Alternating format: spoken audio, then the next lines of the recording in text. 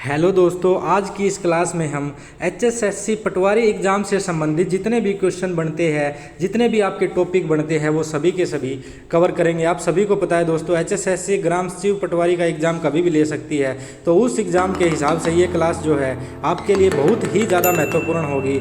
और इस क्लास में हम पटवारी से रिलेटेड जितनी भी टर्म है, पटवारी से रिलेटेड क्वेश्चन करने की कोशिश करेंगे। तो यहाँ पर मैं आपको थोड़ा सा आइडिया दे देता हूँ कि सबसे पहले इस क्लास में हम भूमि को मापने के पैमाने पढ़ेंगे, और उसके बाद में दोस्तों भूमि के रिकॉर्ड से संबंधित जितनी भी टर्म होती है, जैसे कि जमाबंदी हो गई, उसके बाद खसरा गिरदावरी हो गई, और उसके बाद देखेंगे दोस्तों लाल किताब हो गई। तो ये सभी की जो सभी टर्म हैं वो यहाँ पर इस क्लास के अंदर हम कवर करेंगे। और इस क्लास के लास्ट में दोस्तों हम हरियाणा का जो लैंड रिकॉर्ड है उसके बारे में भी अपडेटेड डाटा पढ़ेंगे, जो कि 2021 का अपडेटेड डाटा लाया हूँ मैं आपके लिए, स्पेशल मैंने आपके लिए लिखा है। और इसी क्लास के लास्ट में दोस्तों हम 50 इंपॉर्टेंट टर्म पढ़ेंगे जो कि पटवारी से संबंधित होती है, जैसे कि खसरा क्या होता है, गिरदावरी क्या होती है, बेय क्या होता है, बाया क्या होता है, मुस्त्री क्या होता है। तो ये जो सभी टर्म है दोस्तों, इंतकाल क्या होता है, तो ये सभी टर्म इस क्लास के अंदर कवर करेंगे दोस्तों। तो ये क्लास आपके एग्जाम के दृष्टिकोण से बहुत ही ज़्यादा महत्वपूर्ण होने वाली है। तो सबसे पहले करते हैं दोस्तों भूमि को मापने के पैमाने। ये मोस्ट इम्पोर्टेंट है दोस्तों, पटवारी के द्वारा बहुत ज़्यादा यूज किए जाते हैं, इसलिए आपसे पूछे जा सकते हैं। देखिए, अगर हम सबसे पहले देखेंगे 1 एकड़ यानी दोस्तों 1 किला। तो 1 किले के अंदर कितने कनाल होते हैं? 8 कनाल। इस बात को याद रखना दोस्तों, कोई भी आपसे पूछे कि 1 किले के अंदर या 1 एकड़ के अंदर कितने कनाल होते हैं, 8 कनाल होते हैं भाई। मोस्ट इंपॉर्टेंट क्वेश्चन है दोस्तों, ध्यान रखना। जो किसान भाई है उनको तो पता भी होगा, लेकिन बहुत सारे सभी किसान नहीं होते भाई, जो बच्चे किसानी नहीं करते उनको नहीं पता होगा। तो ध्यान रखना, 1 एकड़ में कितने कनाल होते हैं? 8 कनाल होते हैं। और इसको मीटर स्क्वायर में देखें दोस्तों तो 4046.85 मीटर स्क्वायर कितना एरिया होता है? 4046.85 मीटर स्क्वायर। ये किसका एरिया होता है दोस्तों? 1 किले का ये एरिया होता है, क्षेत्रफल होता है। तो ये भी याद रखना, मोस्ट इंपॉर्टेंट है। तो 1 एकड़ में हमारे कितने कनाल हो गए? 8 कनाल। उसके बाद देखेंगे भाई 1 कनाल के अंदर मरले पूछे कितने होते हैं? 1 कनाल के अंदर होते हैं 20 मरले। और एरिया पूछे कि 1 कनाल का एरिया कितना होता है? 505.85 मीटर स्क्वायर। ये इसका 1 कनाल का एरिया होता है। तो ध्यान रखना, 1 कनाल में कितने मरले? 20 मरले। तो यहाँ पर देखेंगे 1 एकड़ मतलब 1 किले के अंदर कितने मरले हो जाएंगे। इस तरह के जो क्वेश्चन है वो आपसे पूछे जा सकते हैं। तो देखिए 1 कनाल के अंदर 20 मरले, और 1 एकड़ के अंदर होती है 8 कनाल। तो 20 को 8 से गुणा करेंगे तो 160 मरले होंगे। 1 किले के अंदर कितने होंगे? 1 एकड़ के अंदर 160 मरले। ध्यान रखना है दोस्तों, मोस्ट इंपॉर्टेंट क्वेश्चन है ये। 1 मरला। अब बात आती है 1 मरला में कितनी सरसाई होती है? तो ये होती है 9 सरसाई। तो ये भी मेजरमेंट का यूनिट है, सरसाई।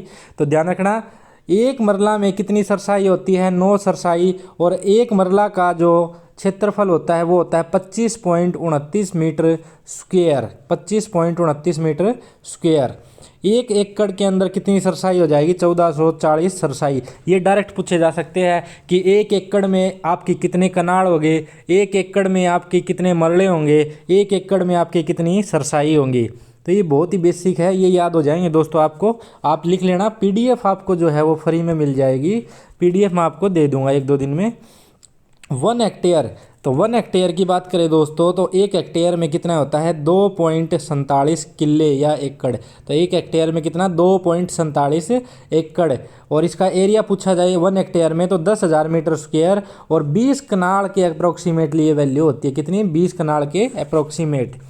उसी प्रकार देखिए दोस्तों, 1 एकड़ में अगर बिग्गे पूछे तो दोस्तों ये हरियाणा के अंदर जो है वो 1 एकड़ में 4 बिग्गे होते हैं। लेकिन बिग्गों की जो संख्या है दोस्तों वो अलग अलग स्थान पर बदलती रहती है। हरियाणा में जो है 1 एकड़ में या 1 किले में कितने बिग्गे बनेंगे? 4 बिग्गे।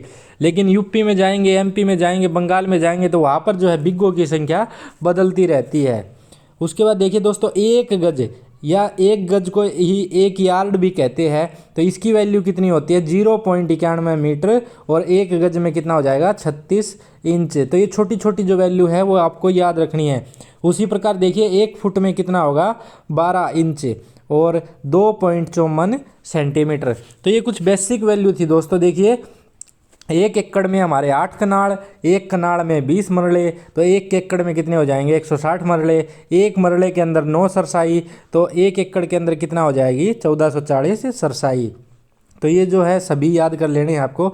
अब बात करते हैं दोस्तों एक किले की, अगर बात करें हम तो एक किले में जो ये देखिए पूर्व है, पश्चिम है, उत्तर है, दक्षिण है, तो पूर्व और पश्चिम के बीच में जो लंबाई होती है वो होती है 220 फुट की लंबाई होती है। कितनी 220 फुट की लंबाई होती है। और उत्तर से दक्षिण की बात करें तो ये होती है दोस्तों 198 फीट की। कितनी 198 फीट की लंबाई होती है। तो अगर हम इसका क्षेत्रफल निकालेंगे तो लंबाई इंटू चौड़ाई, तो ये कितना हो जाएगा 198 गुना 220 43,560 वर्ग फीट। तो वर्ग फीट में पूछे एक किले का क्षेत्रफल तो कितना हो जाएगा 43,560। ये वैल्यू जो है आपको याद रखनी है, डाटा एज इट इज याद रखना है। अब बात करेंगे वर्ग फीट के अंदर कितना मीटर स्क्वायर होता है, तो 0.0929 मीटर स्क्वायर। तो क्षेत्रफल निकालेंगे दोस्तों तो ये यहाँ पर ये वैल्यू रख देंगे 43,560 वर्ग फीट गुणा में ये, तो ये ऊपर वाली ही वैल्यू आ जाएगी जो 40.85 मीटर स्क्वायर जो मैंने ऊपर बताई थी आपको, तो सेम वैल्यू आ जाएगी। अगर एक क्रम की बात करें दोस्तों तो ये 5.5 फुट होता है। कितना होता है 5.5 फुट। तो क्रम भी याद रखना है आपको, ये भी किले मापने के लिए यूज होता है। उसके बाद देखिए दोस्तों थोड़ी सी थ्योरी पढ़ते हैं हम। दूसरे नंबर पर आता है जो हमने ऊपर जो डाटा पढ़ा है दोस्तों, वो जो था हमारा न्यूमेरिकल डाटा था। तो जो न्यूमेरिकल डाटा पटवारी के द्वारा यूज किया जाता है खेतों के अंदर या फिर गाँवों के अंदर, वो हमने ऊपर पढ़ा था। अब बात करेंगे हम न्यूमेरिकल डाटा की। तो देखिए भूमि का रिकॉर्ड पढ़ते हैं। भूमि का रिकॉर्ड क्या क्या होता है, तो सबसे पहले बात करते हैं हम जमाबंदी। तो जमाबंदी को ही दोस्तों ध्यान रखना रिकॉर्ड ऑफ राइट कहा जाता है। रिकॉर्ड्स ऑफ राइट यानी ROR कहा जाता है। और इसी को दोस्तों फर्द कहा जाता है। क्या कहा जाता है, फर्द भी इसी को कहा जाता है। देखिए जमाबंदी यानी फर्द वर्ड आपने सुना होगा। आज इसको हम डिटेल में पढ़ेंगे कि फर्द आखिर होती क्या है। तो भूमि की मलकियत व बोने के अधिकारों की जो पुस्तक है उसको कहते हैं दोस्तों जमाबंदी या फर्द। तो भूमि की मलकियत का मतलब क्या है कि जमाबंदी के अंदर ये दिया होता है कि भूमि का मालिक कौन है और उसे फसल बोने का अधिकार है। तो ये क्या होती है दोस्तों फर्द। और देखेंगे क्या क्या होता है फर्द के अंदर, बहुत सारी चीज़ें होती है, सिर्फ यही नहीं होता। तो उसके अंदर क्या होगा, एक तो मालिक का नाम लिखा मिलेगा और उसके जो बोने का अधिकार है उसके बारे में चर्चा होगी। दूसरी बात दोस्तों जमाबंदी को तैयार करने का जो कार्य है वो पटवारी का होता है। तो ये पटवारी से संबंधित क्वेश्चन हो गया ना कि जमाबंदी यानी फर्द को कौन तैयार करता है, तो पटवारी तैयार करता है फर्द को। उसके बाद देखिए दोस्तों जमाबंदी को हर 5 साल में संशोधित किया जाता है। उसके अंदर जो अपडेटेड डाटा होता है वो चढ़ाया जाता है। पटवारी इसको तैयार करता है तथा राजस्व अधिकारी इसको सत्यापित यानी दोस्तों सर्टिफाइड करता है। तो ध्यान रखना जो जमाबंदी यानी फर्द जो होती है वो किसके द्वारा तैयार की जाती है, पटवारी के द्वारा तैयार की जाती है। और इसको सर्टिफाई कौन करता है, राजस्व अधिकारी। अब देखिए दोस्तों जमाबंदी की 2 प्रतियां मतलब कॉपी, 2 कॉपी तैयार की जाती है। एक कॉपी तो जो है वो पटवारी के पास रहती है, वह दूसरी जो कॉपी होती है वो जिला रिकॉर्ड दफ्तर में रखी जाती है। यानी जिला का जो रिकॉर्ड रूम होता है दोस्तों वहाँ पर ये रखी जाती है। तो जमाबंदी की एक जो कॉपी होती है वो पटवारी के पास होती है। अब देखिए जमाबंदी में क्या क्या होता है। जमाबंदी में मालिक का मालिकाना हक होता है। ये नाम होता है कि ये जो ज़मीन है इसके नाम है, तो मालिकाना हक हो गया। और उसकी ज़मीन व खेती का पूरा ब्यौरा होता है। उसकी ज़मीन, उसके कितने एरिया नाम है और उसकी खेती का पूरा ब्यौरा होता है। मालिक एक से अधिक भी हो सकते हैं दोस्तों। एक किला है तो ज़रूरी नहीं है उसका एक ही मालिक होगा, उसके एक से अधिक मालिक भी हो सकते हैं। इसलिए इसको छोटे छोटे पार्टों में जितनी भी जो ज़मीन होती है एक किले में जिसका जितना हिस्सा होता है उसके अंदर खसरा नंबर भी होता है। मतलब अगर आपसे पूछे कि खसरा नंबर है वो आपको कहाँ मिलेगा, तो वो फर्द के अंदर मिलेगा। ज़मीन का क्षेत्रफल दिया होता है कि कितनी ज़मीन किसके नाम है, गिरवी तो नहीं रख रखी है, किसी ने लोन तो नहीं ले रखा है ज़मीन पे, वो भी नाम होती है। लीज पे किराए पे तो नहीं दे रखी है ज़मीन, वो भी नाम होती है, वो भी इसके अंदर दर्ज होती है। थर्ड पार्टी क्लेम, खरीद बिक्री का ब्यौरा इत्यादि होता है कि किसने ये ज़मीन किसको बेची है। तो ये जो सभी ब्यौरे हैं ना दोस्तों वो जमाबंदी यानी फर्द के अंदर होते हैं। इसमें टैक्स का ब्यौरा भी होता है कि कितना टैक्स इसने भरा है, जो पर्ची वगैरह कटती है तो उसका भी ब्यौरा इसके अंदर होता है। तो जमाबंदी के अंदर दोस्तों ये सारी चीज़ें होती है। देखिए मैंने आपको बिल्कुल ईजी तरीके से करवाया है। कि इसके अंदर क्या क्या होता है कि मलकियत व बोने के अधिकार होते हैं। पटवारी इसको तैयार करता है, राजस्व अधिकारी इसको सत्यापित करता है। दो कॉपी होती है इसकी, एक पटवारी के पास और एक जिला रिकॉर्ड रूम में। और जमाबंदी में मालिक का मालिकाना हक, उसकी ज़मीन व खेती का पूरा ब्यौरा होता है। और इसके अंदर खसरा नंबर होता है, क्षेत्रफल होता है, गिरवी तो नहीं रख रखी। ये जो सारी चीज़ें हैं दोस्तों, वो सारी की सारी कहाँ पर होती है, जमाबंदी के अंदर होती है।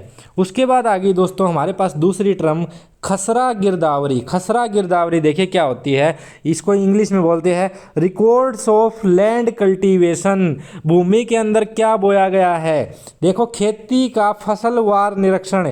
फसलवार निरीक्षण का मतलब समझिए दोस्तों, निरीक्षण का मतलब होता है इंस्पेक्शन करना, उसको देखना। और फसलवार का मतलब होता है कि किस टाइम पे क्या फसल बो रखी है खेत के अंदर। तो खेती का फसलवार निरीक्षण ही क्या होता है, खसरा गिरदावरी। आइए के बारे में डिटेल में पढ़ते हैं। तो खसरा गिरदावरी क्या है, यह फसल के निरीक्षण का दस्तावेज है। देखिए ये भूमि का दस्तावेज नहीं है, यह फसल के निरीक्षण का दस्तावेज है। पटवारी हर 6 महीने में, कब कब, एक तो अक्टूबर में और एक मार्च में फसल का निरीक्षण करता है कि कितनी फसल बो रखी है, कितने किलो में बो रखी है, क्या उसकी मात्रा है। और अपने रजिस्टर में भूमि का ब्यौरा, जैसे कि देखिए खेत में क्या बोया गया है, कौन से प्रकार की खेत की मिट्टी है, और कहीं फसल को प्राकृतिक आपदा से कोई नुकसान तो नहीं हुआ है, ये सब अपने रजिस्टर में लिखता है कौन, पटवारी। और इसी प्रक्रिया को क्या कहते हैं, खसरा गिरदावरी। दोस्तों आपने सुना होगा कई बार क्या हो जाता है कि तूफान आ जाते हैं, ओले पड़ जाते हैं, या फिर बहुत ज़्यादा बारिश हो जाती है, जिससे कि क्या हो जाता है, खेत के अंदर नुकसान हो जाता है, किसानों की जो फसल है वो बर्बाद हो जाती है। तब पटवारी क्या आता है, तो पटवारी ने फसल के ऊपर दर्ज तो कर रखा था कि कितनी फसल थी इसकी और कितनी क्या थी। तो जब उसने गिरदावरी की थी तो ये सारी चीज़ें उसने नोट कर ली थी। तो दोस्तों अक्टूबर और मार्च में गिरदावरी होती है, लेकिन यदि कोई प्राकृतिक आपदा आ जाए तो स्पेशल गिरदावरी भी हो जाती है। और उसके अंदर क्या है दोस्तों, खसरा गिरदावरी जब करता है पटवारी प्राकृतिक आपदा के समय, तो फिर किसान को उसकी जो ज़मीन है उसमें जो फसल बो रखी थी उसका क्लेम सरकार की तरफ से दिया जाता है। तो समझ में आ गया होगा दोस्तों, खसरा जो गिरदावरी है वो भूमि से संबंधित नहीं है, वो खेत के अंदर क्या फसल बोई गई है उसके ज़्यादा मायने रखता है। और क्या फसल बोई गई है, खेत की मिट्टी कैसी है, कितनी फसल बोई गई है, कितने किलो में कितनी फसल बोई गई है, इसी चीज़ को क्या कहते हैं, खसरा गिरदावरी। समझ में आ गया होगा दोस्तों, बिल्कुल बेसिक लैंग्वेज में समझाया है। यह दस्तावेज पटवारी के पास 12 वर्ष तक रहता है। कब तक रहता है, 12 वर्ष तक रहता है, और बाद में इसे जला दिया जाता है। तो ये जो टाइमिंग है दोस्तों याद रखना है। खसरा गिरदावरी का जो दस्तावेज है वो एक फसल का, वो पटवारी के पास 12 साल तक रहता है, उसके बाद जला दिया जाता है। फसल खराब होने पर क्लेम लेने के लिए गिरदावरी की ज़रूरत होती है। तो जैसे ही दोस्तों फसल खराब होगी, मैंने ऊपर बताया था, तो क्लेम लेना है तो गिरदावरी की ज़रूरत होती है। और ये गिरदावरी कौन करता है, लैंड रिकॉर्ड पटवारी करता है।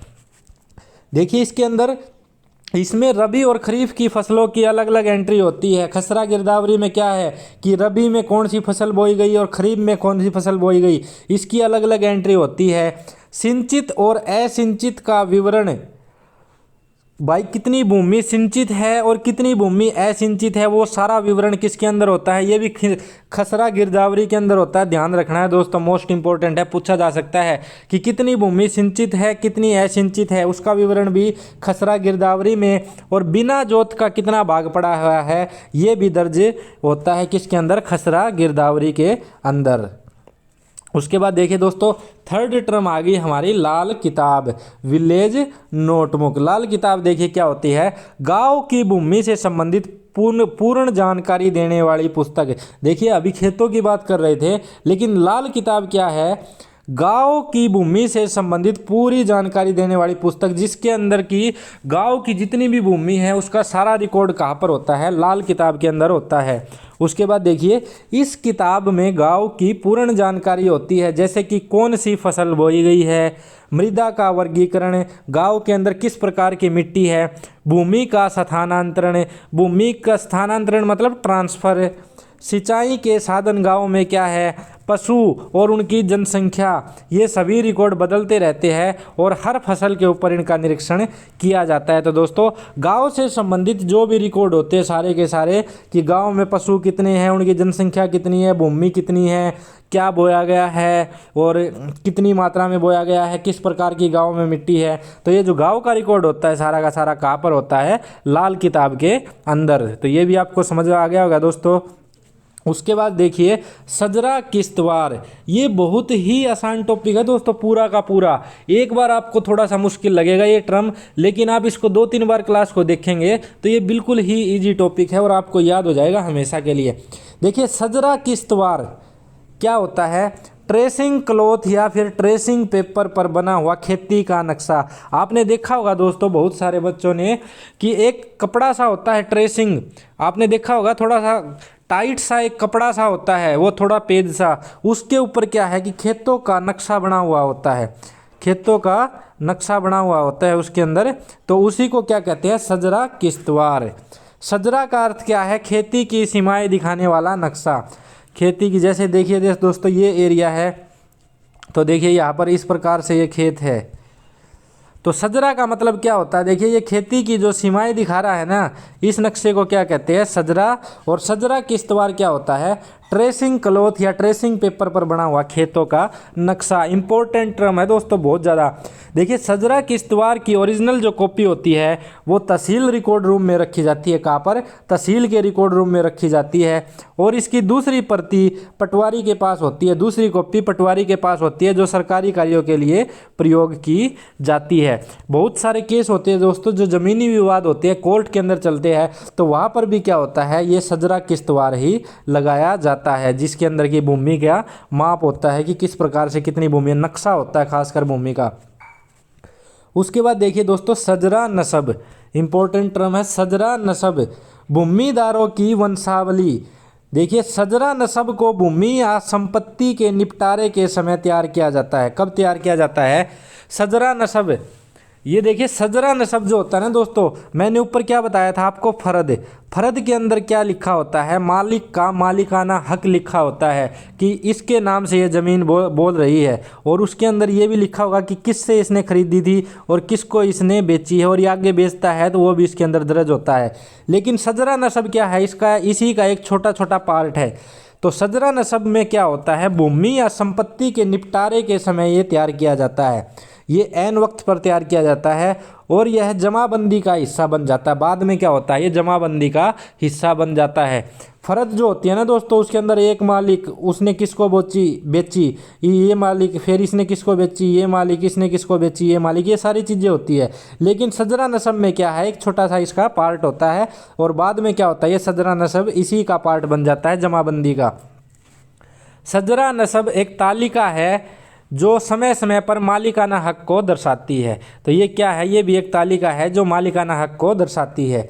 इसे हर 5 साल में अपडेट किया जाता है और जो भी परिवर्तन होते हैं उनको पटवारी की प्रति में दर्शाया जाता है। सजरा नस्ब यह दिखाती है कि पहले भूमि का मालिक कौन था और आज के समय भूमि का मालिक कौन है। इसकी एक प्रति जो है, एक कॉपी जिला दफ्तर में रखी जाती है और दूसरी प्रति जो है वो पटवारी के पास रहती है। उसके बाद है दोस्तों रोजनामचा वक्ती। रोजनामचा वक्ती का क्या मतलब होता है, हर रोज की घटनाएं जो होती है पटवारी की उनका विवरण होता है, तो उसको कहाँ पर लिखा जाता है, रोजनामचा वक्ती में। एक पुलिस के पास भी होता है दोस्तों रोजनामचा रजिस्टर। वो क्या करते हैं पुलिस वाले, वो दिन में जहाँ पर भी जाते हैं, वो छुट्टी जाते हैं या कहीं पर गए हैं, जैसे कि किसी पुलिस वाले की पोस्टिंग हिसार है और उसको करनाल जाना है किसी ऑफिस के काम से, किसी को पकड़ने जाना है, तो इस रजिस्टर के अंदर एंट्री होती है रोजनामचा रजिस्टर के अंतर्गत और लिखा जाता है बाकायदा कि आज मैं हिसार से करनाल जा रहा हूं। तो ये भी ध्यान रखना है दोस्तों। वर्षा रजिस्टर, इस रजिस्टर में ऑफिस कानूनगो अपने क्षेत्र की वर्षा की एंट्री करता है। कौन करता है, ऑफिस कानूनगो, कि वर्षा कब हुई और कितनी हुई। इसे 3 साल तक रखा जाता है और बाद में इसे जला दिया जाता है। दोस्तों वर्षा रजिस्टर आसान है, ऑफिस कानूनगो इसके अंदर क्या करता है, एंट्री करता है। उसके बाद आ गया दोस्तों वर्तमान मूल्य रजिस्टर।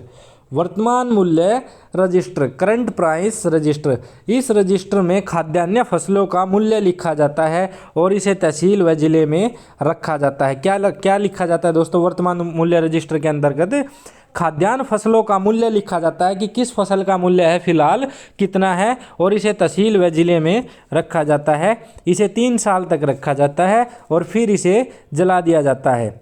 उसके बाद आ गया दोस्तों हमारा मुंतखिब असामवीर। मुंतखिब असामवीर ये क्या होता है?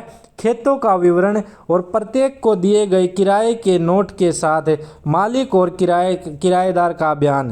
तो मालिक और किराएदार का बयान जो होता है दोस्तों, और खेतों का विवरण और प्रत्येक को दिए गए किराए के नोट के साथ मालिक और किराएदार का जो बयान, मालिक जरूरी नहीं है भूमि को बोएगा, वो किसी को किराए पर भी दे सकता है भूमि को, तो उनका जो बयान वगैरह होता है वो कहाँ पर होता है? मुंतखिब असामवीर।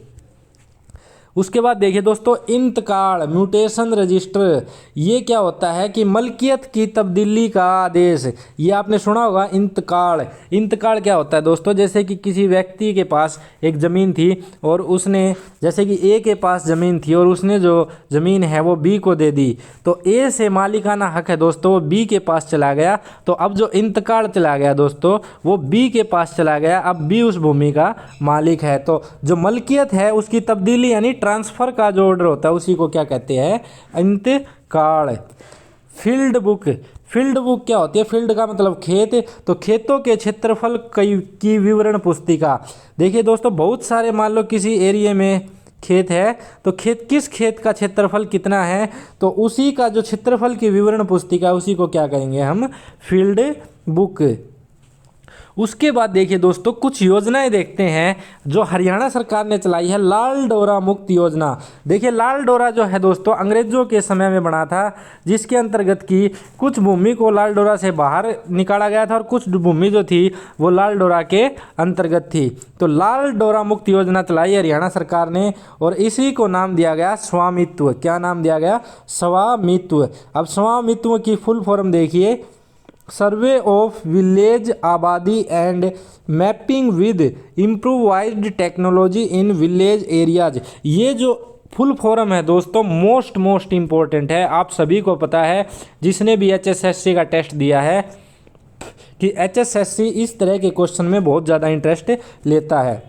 तो देखिए हरियाणा में लाल डोरा मुक्त की पहली घोषणा कब हुई थी? तो 1 नवंबर 2018 को हरियाणा में लाल डोरा मुक्त की घोषणा हुई। हरियाणा में स्वामित्व योजना लागू कब हुई? तो स्वामित्व जो ऊपर फुल फॉर्म दिखाई है ये लागू हुई 25 दिसंबर 2019 को। ये मोस्ट इम्पोर्टेंट फेवरेट क्वेश्चन है HSSC के। स्वामित्व योजना देखिए है क्या?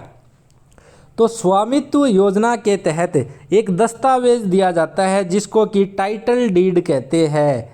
टाइटल डीड कहते हैं। देखिए दोस्तों लाल डोरा के अंदर जो ज़मीन आती है उसकी रजिस्ट्री नहीं होती है, लेकिन फिर भी सरकार ने क्या किया है कि चलो आपकी लाल डोरा के अंदर ज़मीन है, हम आपको उसकी रजिस्ट्री उपलब्ध करवाएंगे। तो ये जो दस्तावेज दे रही है हरियाणा सरकार उसको टाइटल डीड कहते हैं, जो आपके मालिकाना हक को दर्शाती है। उसके बाद आप उस ज़मीन के मालिक बन जाओगे, एक किस्म से सरकारी मालिक हो जाओगे आप। इस योजना के तहत गांव की ज़मीन की रजिस्ट्री होती है जिससे आपको उस ज़मीन का मालिकाना हक मिलता है। तो जब तक आपकी रजिस्ट्री नहीं है दोस्तों तो आपका मालिकाना हक नहीं है। इसीलिए क्या है ये स्वामित्व योजना या लाल डोरा जो योजना चलाई है इसके अंतर क्या है कि आपको एक टाइटल डीड देगी, एक दस्तावेज दिया जाएगा हरियाणा सरकार के द्वारा जिसको कि टाइटल डीड कहेंगे, और उससे बाद आप उस भूमि के मालिक बन जाओगे, आपकी रजिस्ट्री हो जाएगी। 24 अप्रैल 2020 को केंद्र सरकार ने हरियाणा की तर्ज पर पूरे देश में स्वामित्व योजना लागू की। देखिए 24 अप्रैल 2020 को केंद्र सरकार ने हरियाणा की तर्ज पर पूरे देश में स्वामित्व योजना लागू की। तो ये कब लागू की? 24 अप्रैल 2020 को। और 24 अप्रैल को क्या होता है? पंचायती राज दिवस। ये तो मोस्ट इम्पोर्टेंट है, मोस्ट इम्पोर्टेंट क्वेश्चन है दोस्तों। पंचायती राज दिवस जो है वो कब बनाया जाता है? 24 अप्रैल को। स्वामित्व योजना के अंतर्गत क्या है? यह योजना देखिए पंचायती राज मंत्रालय द्वारा 24 अप्रैल 2020 को पंचायती राज दिवस पर शुरू की गई थी। इस योजना का उद्देश्य ग्रामीण क्षेत्रों में घर की मालिक को, घर के जो भी मालिक होता है उसको अधिकार अभिलेख है, यानी ऊपर जो बताया था टाइटल डीड अधिकार अभिलेख उपलब्ध कराना है और प्रॉपर्टी कार्ड जारी करना है। इस योजना को 4 वर्षों यानी कि 2020 से 24 के दौरान अवधि में पूरे देश में लागू किया जाना है। 2020 से 24 के दौरान पूरे देश में लागू किया जाना है और इसके तहत दोस्तों 6.62 लाख गाँव को कवर किया जाएगा। ये डाटा जरूर से ज़रूर ध्यान रखना है भाई, 6.62 लाख गाँव को कवर किया जाएगा। योजना के पहले चरण में ये 2020-21 में 6 राज्यों में लागू होगी। कहाँ पर? उत्तर प्रदेश, हरियाणा, महाराष्ट्र, मध्य प्रदेश, उत्तराखंड और कर्नाटक। तो कितने राज्यों में लागू होगी? 6 राज्यों में। ये डाटा याद रखना है आपको। और हरियाणा का नाम है तो ये मोस्ट इम्पोर्टेंट है। इन सभी राज्यों में ड्रोन से सर्वेक्षण होगा। ड्रोन क्या होता है दोस्तों? एक छोटा सा हेलीकॉप्टर सा देखा होगा जिसके ऊपर कैमरा लगा होता है, तो वो ड्रोन होता है, जिसका कार्य किसके द्वारा किया जाएगा? सर्वे ऑफ इंडिया जो है ये ड्रोन सर्वेक्षण करवाएगी सभी गाँव के अंदर।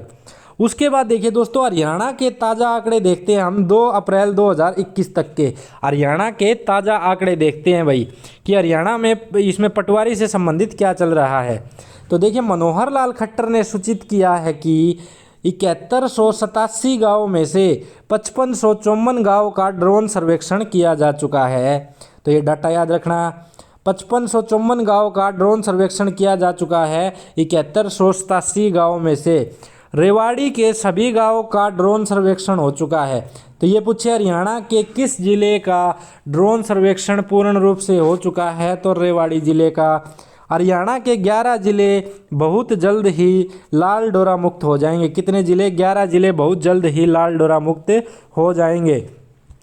अभी तक 2 अप्रैल 2020 तक, ये 20 गलत लिखा गया दोस्तों, यहाँ पर आएगा 2 अप्रैल 2021 तक, तो इसको करेक्ट कर लेना आप।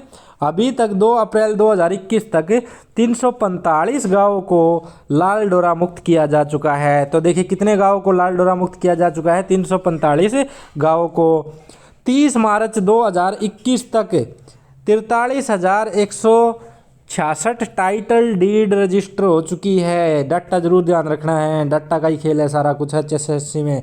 तो 30 मार्च 2021 तक 43,166 टाइटल डीड जो है दोस्तों वो रजिस्टर हो चुकी है। सिरसी गाँव हरियाणा का पहला लाल डोरा मुक्त गाँव है। मोस्ट इम्पोर्टेंट है दोस्तों, हरियाणा का सबसे पहला लाल डोरा मुक्त गाँव कौन सा है? सिरसी गाँव। उसके बाद देखेंगे दोस्तों भूमि रिकॉर्ड से संबंधित कुछ महत्वपूर्ण शब्द। तो ये मोस्ट इम्पोर्टेंट है दोस्तों, यहाँ से आपको एक भी क्वेश्चन नहीं छोड़ना है। ये शब्द जो है आपसे पूछे जा सकते हैं क्योंकि ये जो है पटवारी इन शब्दों का बहुत ज़्यादा यूज करता है और पटवारी का ही एग्ज़ाम आप देंगे। और आप सभी को पता है कि ग्राम सचिव पटवारी और ग्राम सचिव का पटवारी का और इनका जो है इकट्ठा टेस्ट होगा दोस्तों, CET कॉमन इंटरेस्ट टेस्ट। तो उसके अंदर जो है वो दोनों से ही क्वेश्चन पूछे जाएंगे। और ग्राम सचिव की मैंने एक क्लास कंप्लीट ग्राम सचिव के लिए डाल रखी है दोस्तों, तो आप वो भी प्लेलिस्ट के अंदर जाकर देख सकते हैं। तो चलिए देखते हैं। तो सबसे पहला शब्द है दोस्तों हदबस्त। हदबस्त का मतलब देखेंगे कि तहसील में गाँव का सिलसिलेवार नंबर। तहसील के अंदर गाँव का जो क्रमांक नंबर है या सिलसिलेवार नंबर है उसको क्या कहते हैं? हदबस्त। ये याद रखना पड़ेगा दोस्तों, एक एक नंबर बहुत ज़्यादा इंपॉर्टेंट है यहाँ पर आपका। उसके बाद है खतौनी। खतौनी क्या होता है? काश्तकार का वर्णन। काश्तकार मतलब जो हमारे खेतों के अंदर जो खेत को बो रहा है उसका वर्णन, उसको क्या कहेंगे? खतौनी। गिरदावर। गिरदावर क्या होता है दोस्तों? कानूनगो, पटवारी के कार्य का निरीक्षण करने वाला। कानूनगो और पटवारी के कार्य का निरीक्षण करने वाला क्या होता है? गिरदावर। रकबा। रकबा क्या होता है? खेत का क्षेत्रफल। ये मोस्ट इंपॉर्टेंट टर्म है दोस्तों, याद रखना है। रकबा क्या होता है? खेत का क्षेत्रफल। मुरब्बा। मुरब्बा होता है दोस्तों 25 किलो। किला यानी मतलब 25 एकड़ का समूह। 25 किलो के समूह को क्या कहेंगे? मुरब्बा कहेंगे। काश्तकार क्या होता है? भूमि को जोतने वाला। भूमि को जोतने वाला, फसल बोने वाला कौन होता है? काश्तकार। फसल खरीफ। खरीफ की फसल कौन सी होती है? सावनी की फसल जो सावन में बोई जाती है। और फसल रबी दोस्तों आषाढ़ी की फसल को क्या कहेंगे? फसल रबी। ये पूछे जा सकते हैं। इकरारनामा क्या होता है? आपसी फैसला। आपस में फैसला हो जाने को क्या कहेंगे? इकरारनामा। मुजारा क्या होता है? भूमि को जोतने वाला। भूमि को जोतने वाला और जो कि मालिक को लगान देता है उसको क्या कहेंगे? मुजारा। पड़त पटवार, ये शब्द बहुत ज़्यादा यूज होता है दोस्तों। पड़त पटवार, पटवारी के पास रखे जाने वाली रिकॉर्ड जो होते हैं उनकी कॉपी को क्या कहते हैं? पड़त पटवार। कोर्ट में बहुत ज़्यादा इस तरह के शब्द यूज होते हैं। दफ्तर कानूनगो, तो तहसील कार्यालय का जो कानूनगो होता है, क्या कहाँ का ध्यान रखना है? तहसील के अंदर जो कानूनगो होता है उसको क्या कहेंगे? दफ्तर कानूनगो।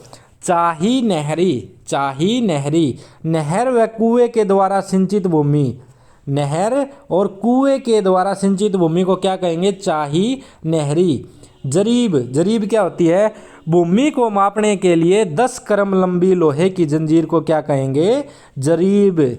और करम में बताया था मैंने, एक करम में कितना होता है? 5.5 फुट होता है।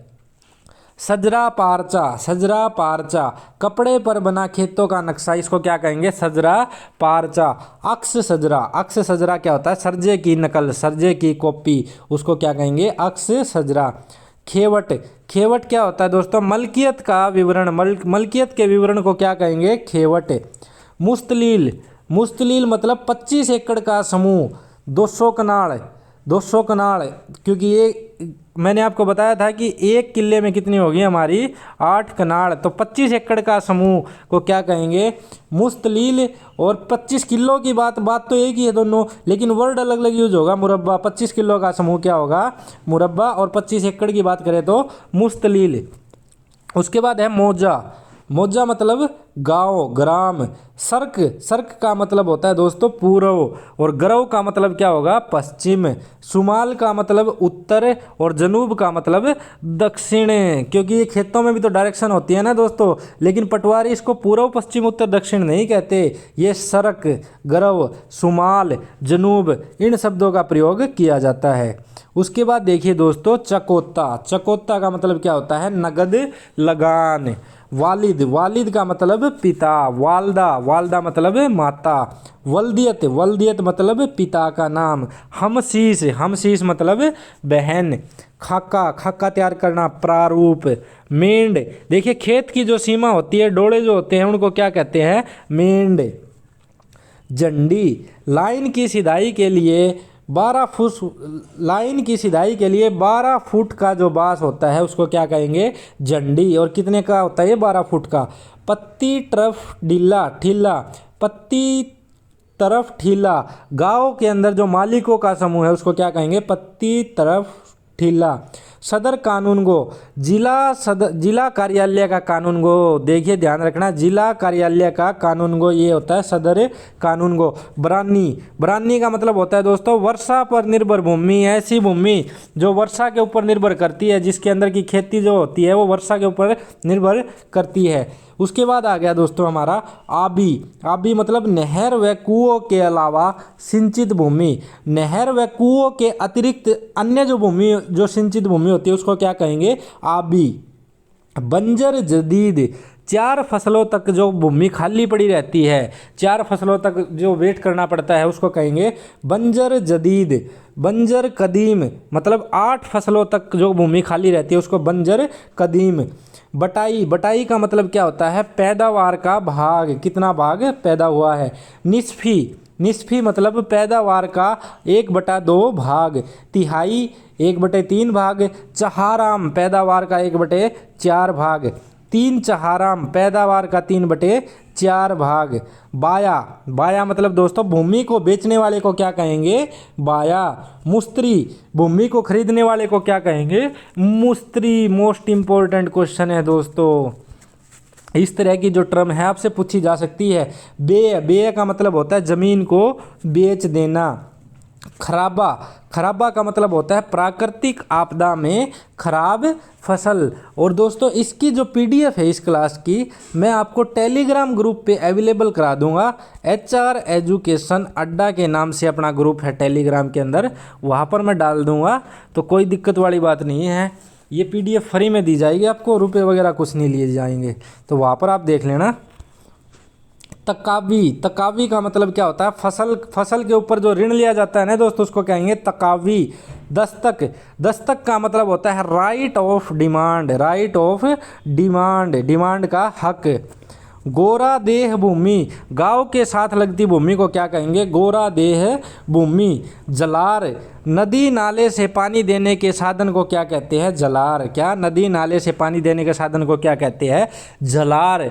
तो दोस्तों बहुत इंपॉर्टेंट क्लास थी ये हमारी। यहाँ पर हमने जो है मेन जो टॉपिक थे इस क्लास के वो बहुत अच्छे से कवर कर लिए हैं, बिल्कुल इजी लैंग्वेज में आपको समझाए हैं। तो जब भी आपका पटवारी का पेपर हो तो यहाँ से एक भी क्वेश्चन नहीं छोड़ के जाना है दोस्तों।